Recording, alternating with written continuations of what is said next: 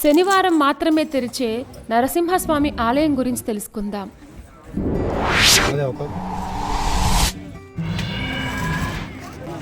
ప్రకాశం జిల్లా వలేటివారిపాలెం మండలంలోని మాలకొండపై వెలిశారు శ్రీ జ్వాలా నరసింహస్వామి. ఈ మాలకొండ లక్ష్మీ నరసింహస్వామి ఆలయం జిల్లాలోని ప్రముఖ దేవాలయాల్లో ఒకటి. ప్రముఖ పుణ్యక్షేత్రంతో పాటు పర్యాటక కేంద్రంగా కూడా విరాజిల్లుతోంది. ఇక్కడి కొండల అందచందాలు చూస్తే మనం మంత్రముగ్ధులు అవ్వాల్సిందే. ఈ ఆలయం ఉన్న కొండలు పూలమాల ఆకారంలో ఉండడంతో ఈ ప్రాంతానికి మాలకొండ, మాల్యాద్రి అనే పేరు వచ్చింది. ఈ ఆలయం యొక్క స్థల పురాణం గురించి తెలుసుకుందాం. అగస్త్య మహాముని ఈ మాల్యాద్రి పైన తపమాచరించగా లక్ష్మీ నరసింహుడు జ్వాలారూపుడే దర్శనమిచ్చారని, జ్వాలా నరసింహుడుగా ఈ కొండపై వెలిశారు అని పురాణగాథ. ప్రకృతి శోభకు నిలయమైన మాలకొండ ఏకశిలా పర్వతం కావడం విశేషం. ఇక్కడ ఉన్న జ్వాలా నరసింహుడిని పూజించిన మార్కండేయ ముని సమీపంలోని ఏరులో స్నానం ఆచరించారని, అదే మార్కండేయ నదిగా ఇక్కడ విరాజిల్లుతోంది. అగస్త్యుడు స్వామిని ఇంకొక కోరిక కూడా కోరారు.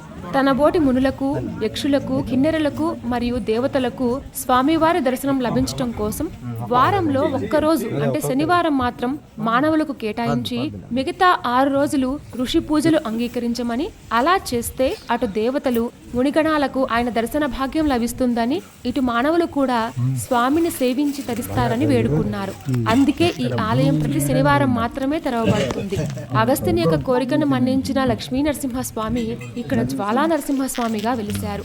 అప్పటి నుంచి యుగయుగాలుగా భక్తులు ఆ కొండ ఎక్కి ప్రతి శనివారం ఈ లక్ష్మీ నరసింహస్వామిని సేవించి తరిస్తున్నారు. మిగతా 6 రోజులు ఇక్కడ స్వామిని సేవించడానికి దేవ మునిగణాలు వస్తాయని అంటారు. తర్వాత కాలంలో దీనిపై నమ్మకం లేని కొందరు స్వామి దర్శనాన్ని ప్రజలకు ప్రతిరోజు కల్పించాలని అనేక సార్లు ప్రయత్నించారు. కానీ వారి ప్రయత్నాలు ప్రతిసారి కూడా విఫలమయ్యాయి. ఈ ఆలయానికి ఇంకొక కథనం కూడా ఉంది. ఇక్కడ పూర్వం స్వామితో పాటు ఉన్న లక్ష్మీదేవి ఒకసారి స్వామి మీద అలిగి కొండపైకి వెళ్ళిందట. వెళ్లే దోవలో ఒక పెద్ద బండరాయి అడ్డుగా ఉంది. దేవి ఆగ్రహానికి ఆ బండ పగిలి పెద్ద చీలికలా ఏర్పడి అమ్మవారు కొండ మీదకి వెళ్ళడానికి త్రోవ ఇచ్చిందట.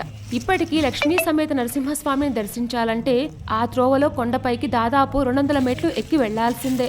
బండ చీలికలా ఏర్పడితే వచ్చిన త్రోవ గనక కొంత ఇరుకుగా ఉంటుంది. ఆ త్రోవను చూస్తే స్థూలకాయలు వెళ్ళలేరు అనిపిస్తుంది, కానీ వారు కూడా ఏ ఇబ్బంది లేకుండా తేలిగ్గా వెళ్ళగలగడమే ఇక్కడ అద్భుతం అని అంటారు.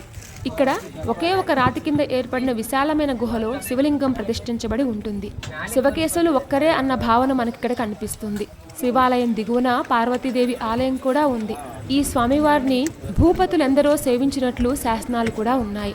విజయనగరానికి ప్రభువైన అచ్యుతదేవరాయలు, రెడ్డిరాజులు, చండీ సంస్థానాధీశులు ఈ స్వామివారిని సేవించి ధన్యులయ్యారు. వారు స్వామికి చేసిన సేవలన్నీ ఇక్కడ శాసన రూపంలో కూడా ఉన్నాయి. ఈ ఆలయం ప్రతి శనివారం మాత్రమే తెరవబడుతుంది. ఉదయం 6 గంటల నుంచి సాయంత్రం 5 గంటల వరకు మాత్రమే ఈ ఆలయం తెరిచి ఉంటుంది.